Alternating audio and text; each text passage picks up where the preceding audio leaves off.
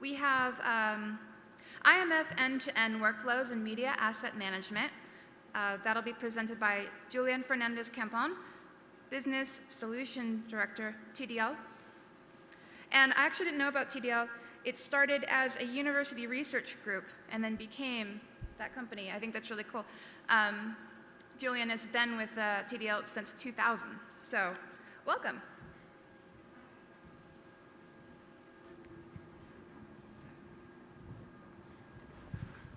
Well, thank you. And today I'm going to be speaking about the IMF. So, but IMF from a different angle, let's say. So I took this classification from the SMPTE course that I was doing in May about IMF. And here what I'm showing are the different actors that can be seen within one IMF workflow, which are basically let's say Alice, which is producing content and is delivering IMF packages or delivering us IMF packages. We have Bob, which is the guy who is, let's say, enriching that content, localizing these packages or this content that needs to be delivered to different destinations. And Charlie, which is the nerd or the group or the person who is developing the tools that will help to the other two actors to have a true IMF end-to-end workflow. So here we're going to be focusing on Charlie. So we are in the development team, we are all Charlies. And what are the challenges that we need to address when we want to develop or to implement the truly IMF end-to-end workflow, and what are the implications in the, let's say, in the MAMs. So I'm going to start with the very basic. So I'm going to ask you two questions. So the first one is, in this room, who of you know what IMF is? So we have a lot. The second question is, how many of you are already using IMF? Only a few. So the thing is, I'm going to give an overview because we think that IMF is really being imposed in the market. We are getting, as MAM vendors in the show and in some customers, we are getting more requests to adopt IMF. And so I will start with a very quick overview about what IMF is and in order to position. So basically, what IMF, the main goal of IMF is to ensure the interoperability. So in the past, we had, or we still have a lot of formats, flavors, wrappers, different things. So it makes difficult when you want to share content across different organizations, different companies, different broadcasters, to have a truly automated workflow. And this is what complicates all the import processes, delivery processes, and everything. So IMF is basically designed to fill this gap, as it is based on standards which are constrained. So when we are receiving, as a MAM vendor, one IMF package, we know what we're going to have. And also the other tools that needs to be editing the content, processing, doing any other thing, they know what is inside the IMF. But we have to think also that IMF is not limiting the freedom of the broadcaster. So it allows also some levels of liberty that you can be using in order to adapt the workflow to your needs, to your business needs. And one thing that we have to bear in mind when we are going to implement or when we are going to support IMF in a MAM system is that it is designed for the content distribution. So it's not an archive format. I cannot say I'm going to archive IMF as it comes. I have a very nice analogy also from one of the teachers of the SMPTE course that was saying that it is as if when you are receiving packages from Amazon and you are buying things, you store the package itself, and you're not. So you read the package, you know what is inside, and then you process, and then you store in or you use what is coming with that package, but you're not storing the IMF as it comes. So obviously the advantages are the cost reductions in the processing, storage, and operation. So I'm going to give a very quick overview about IMF. IMF basically is, or an IMF package is describing a content which has a composition playlist, which is the timeline basically, and an output profile list, which is the way that you are going to transform it. Then we have the OPL, which is describing how the different transformations and things that we're going to be doing in the IMF. So this is not rocket science. When we are receiving one IMF package which is arriving into the inbox that we have in the MAN system, what we have is a set of files that can be either XML files, which are describing which is inside the package, or also we are receiving media files, which are MXF, which is one of the constraints of the IMF. So what we have to do when we are importing that package into the MAM is processing this file is the asset map, which is describing which is inside the file, the package, sorry. We have the PKL, which is giving more information, and it is based on the DCP, on the digital cinema package. So it has more information about the checksums, duration, size, and different things. And then we have the CPL itself, which is telling us how we have to play the media which is coming within that package. And finally, the OPL, which is describing how we have to transform this content to be audio, for example, audio routing or different other things. So this is what we have to do when we are processing a package which is coming into the system. So the first concept that we have to bear in mind when we are going to implement or when we are going to support IMF, truly IMF workflow, is to have what we call a title-centric view. So it means that we will be receiving multiple IMF packages. It will depend on the business logic of each customer. But basically, normally, what we are receiving are different masters, which are coming from the studio. Then we can have different localized or editorial versions, which are being used for different territories by adding text insertions, additional languages, different things. We might have also, as I said before, different audio tracks, subtitles, which are part of the packages that we are receiving. And we have to consider as well that other elements, which are the poster, artworks, and any trailers or promos and things which might be part of the title, needs to be also considered in there. So what is the key thing that we have to support here?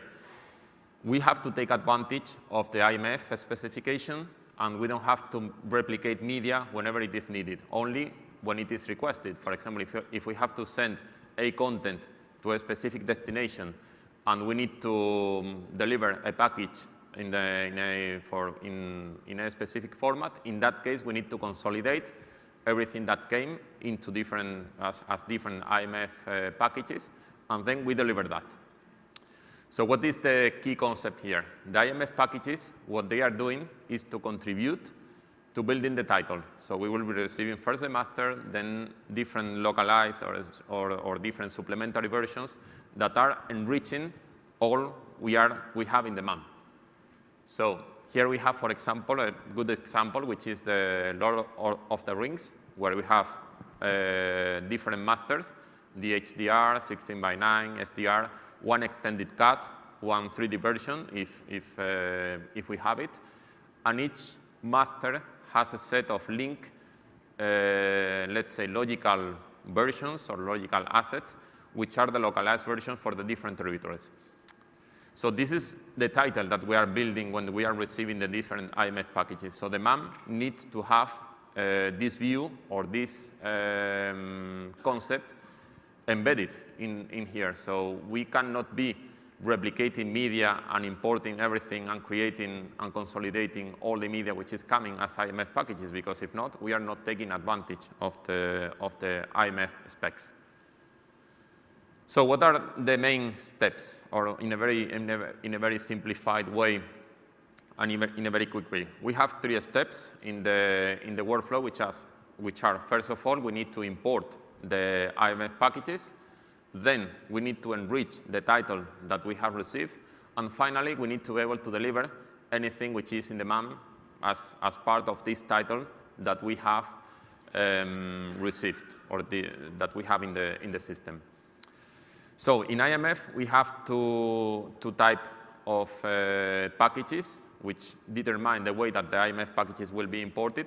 The first one is the complete package, which means that all the media which is coming in that package is, or let's say in other words, there isn't any media which is referenced in the CPL, in the composition playlist, which is not coming in that package. So it means that this package is self-contained. The second one is what it's called the supplemental package or partial package, which is a package which is referencing other pieces of which are in another package. For example, the typical use case is we have a master version, which is a complete package, and then we have one editorial version, which is taking fragments from the from the master, and it's assembling a new version by adding text insertions, adding new audio tracks, or adding any other thing.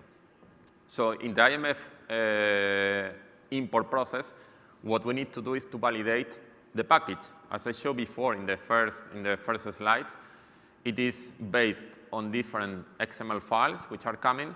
So the checkings that we need to do, first of all, is the consistency of the package, that everything which is referenced in the package is within that package according to the IMF specs.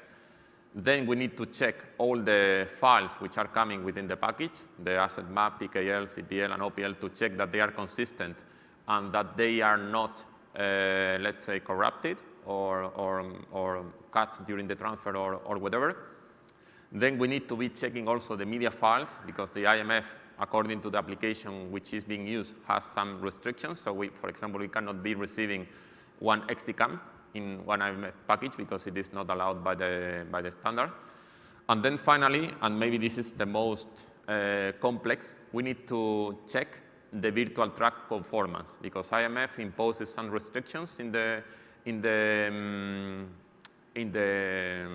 CPL, in the composition playlist, that segments cannot overlap, it cannot be gaps, and also they all need to have the same duration. So it has to be done what it is called a virtual track conformance. And finally, we need to be able also during the IMF import to be able to check that the package that we are receiving is compliant with the customer business rules. Because even though we might receive something which is an IMF package, it is valid, it complies with all these things, but maybe the customer is not waiting or is not going to process one HDR version or one HD version or something. So we need to be able to spot this during the import process and raise an alarm or do something so that the customer decides what to do with that. So here we have, if we zoom into the composition playlist, we see that we have we have on the top some very basic metadata. Then we have what are called the virtual tracks, which are the video sequences, audio sequences, subtitle sequences, and then we have resources. So what the import process has to do is to process all this information, create, let's say, a container or an asset or whenever we want to call it in the jargon of each MAM vendor, and then use the files which are referenced here using universal unique IDs, because one of the good things of IMF is that it is getting rid of the file names, and then create an asset with the proxy and everything. So this is for the master package or full package. When we are receiving a supplementary version, it's a little bit more tricky, because what we are receiving is the same thing, is the same structure, a composition playlist, but some of these track files might not be coming, or they are not coming in with this package. So in this case, during the import process, we need to access to the MAM, search for this universal unique ID, and then create a new logical entity which is pointing to the fragments that we already have in the MAM, and then attach stitching with the fragments that came as part of this supplementary package. Typically, for example, text insertions or any other thing that we want to that the customer need to be processing. So this is a very high-level view or logical view of what we are saying here. So we have the master version, which is self-contained. It has everything in blue.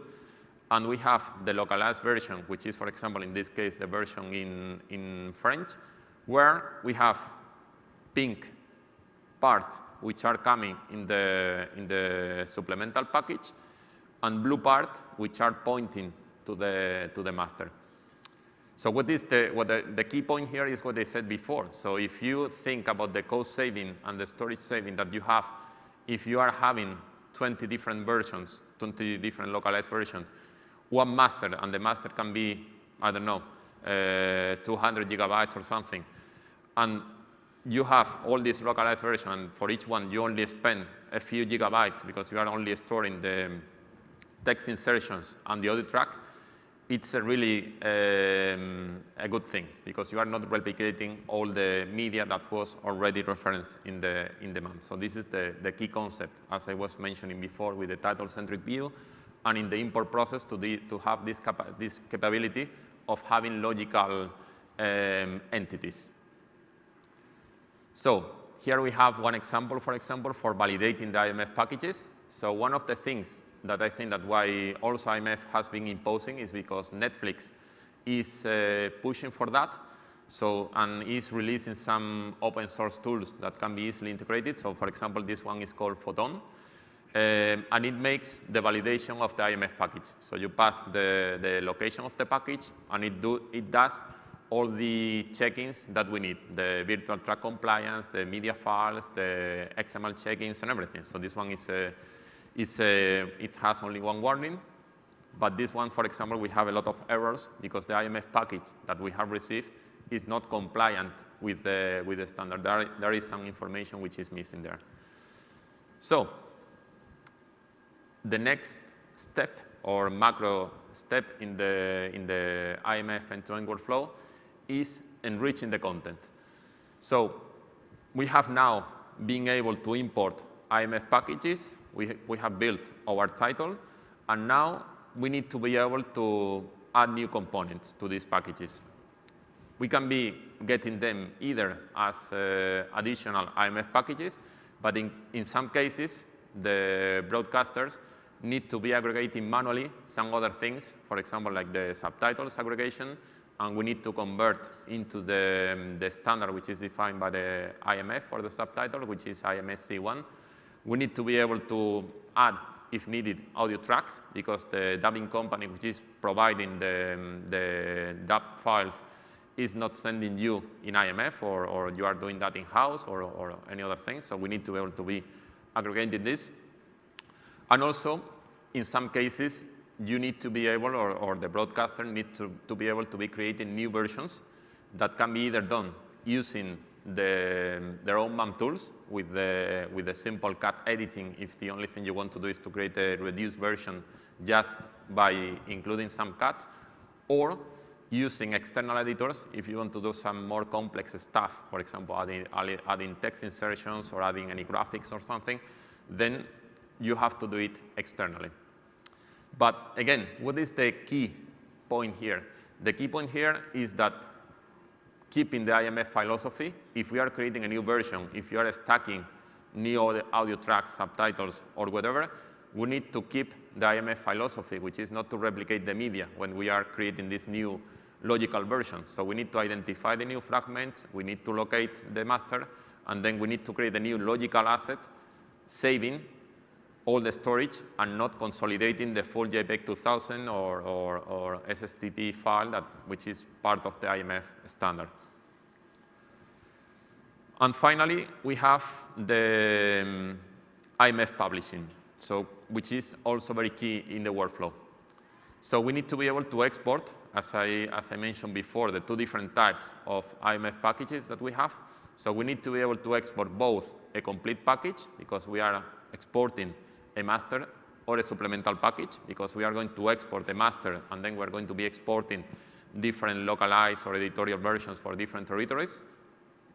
But also we need to be able to deliver any new combination of audio and subtitles. So this is what I mentioned at the beginning with the analogy with the Amazon when you are buying something there. We don't want to deliver what we receive. We need to be able to deliver any combination of the stuff we have in the MAM, in keeping in mind our title-centric view. So we need to be able to generate new IMF packages, of course, and also we need to include, if needed, some transformations. For example, audio routing. So if you are delivering a version for South America where you need to deliver the English, Spanish, and Portuguese, and you need to specify that the first one is the English, the second one the Portuguese, or whatever, we need to be able to do that. And you never receive one IMF package which is the English, French, English, Spanish, and Portuguese. So you need to assemble that on the fly when you are delivering the package. And very important is the concept of the universal unique IDs. So we need to generate them when they are needed, but we need to keep the universal unique IDs that we receive, because this is the way that, which is something quite clever of the IMF, that using the a video or audio track that has the same universal unique ID, we can say that this is the same one. So when you are receiving a new audio track, you check the universal unique ID and you see that this is the one that you have received previously, you know that this is the same audio track because it is guaranteed for the universal unique IDs. So graphically, the process is something like this. I was explaining at the beginning that we're receiving different packages. So here we have the different masters. We have the master HDR. We have a supplementary package, which is the French. We have the master SDR with another supplementary package. And we have another master in another resolution. We are building the title. We are assembling everything in our MAM. We are not replicating media. So we have our title very well organized in there with all the proxy and everything. The proxy is consolidated. We can see and play the localized versions as it is a full package. And then we need to be able to deliver any combination. As I said before, we can deliver the master package as it came. So we are just assembling the IMF package, publishing in an Aspera folder or whatever, and we are delivering that. We need to be able to create new supplementary package with any combination that we have in our title, not limit to what we receive at the beginning. And also we need to be able to create new complete packages, because maybe for a specific destination, we need to assemble a French version which is containing the master as well, because for this destination, we need to have a self-contained and complete package. So, and finally, before we go to the conclusions, that's something which is quite important as well, and something we have to bear in mind, and it is really key for when we are thinking about implementing this IMF end-to-end workflow. There are business rules that can be in or outside the IMF. What does it mean? That the IMF, as I said at the beginning, is defining a framework. There are some levels of freedom that can be implemented. So we have to, when we are implementing this into our MAM, we need to be able to support different things, which are, for example, the custom metadata fields, for example, house IDs, any other metadata which is coming as part of the IMF package, which is a level of freedom which is allowed within the IMF. We need to be able to correlate also multiple masters or multiple versions which are coming as complete packages, because from the IMF point of view, they are independent, they are not linked, but they are creating our title. So we need to be able to handle that either by using some metadata field, file naming conventions, any other thing, because at the end, what I mean is that we are building the title. We need to be able, as I said at the very beginning, to apply restrictions in the format, because maybe the broadcaster is not going to accept all the formats or all the flavors that IMF allows. So we need to spot these formats and then stop if needed. We need to be able to support as well some specific essence conventions that might be coming, for example, in the media, which is not defined by the IMF, but that can be something that the customer is using. For example, having some slates, tones, bars, black frames or something. So we need to be able to present that in the MAM, and then someone to be checking that the essence that was received as IMF package is okay. And also, there are other things which are part of the title, which are the artwork, photography, trailers, and everything that will be coming either by an IMF package, for example, a trailer, or other things, which are the trailers, the pictures, artwork, and other things, which are pictures that need to be attached with the title, and they are not IMF, but we need to be able to handle that. So finally, the conclusions, because I am about to reach the time for the questions. Very quick, the key concept here is that the IMF is becoming a reality. So we've had a lot of requests for a different broadcaster to be supporting that. So it is here. So we are, and because many vendors are pushing for that. But the thing is that having a true and a complete IMF end-to-end workflow has several implications, and this is what I was explaining before, because what we don't want is to be adapting let's say, the IMF or the content that we are receiving to what we have in the MAM. We need to adapt the MAM to the advantages of the IMF. So this is the key thing here, to get for not to have the media replication, to have everything linked and everything that we have. So that's what I say when we need to understand what is IMF made for, the advantages, and how it works. And also, finally, that one IMF compliant MAM, it needs to be prepared to deliver anything, not only what we receive. So we are not, let's say, a broker, which is receiving something and delivering what it received. So we need to be able to generate new IMF packages. And that's it. So any questions?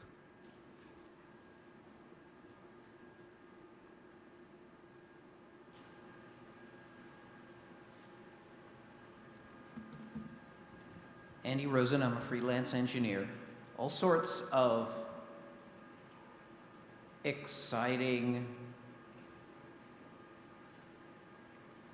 children are being conceived. The IMF user group is aware of many of these innovations that are happening outside of the de jure standards process.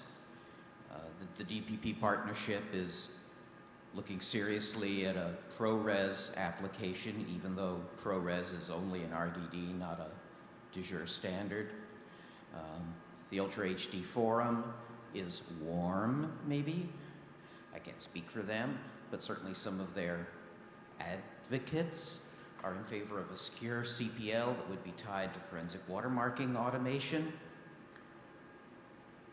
Is it good for the standard to sprout specified children? And how are you going to manage this? There's at least 3 different organizations defining things you would have to support. Yeah, well, I'm not in the IMF specification group, so I know that they are working on, for example, for the ProRes to be creating new applications that will be used. So I think that at the end it's difficult because we have to find a balance about what is the, let's say, the usability of the IMF, and also what other things, for example, as I mentioned, with how to correlate the artworks and other things which are outside the IMF.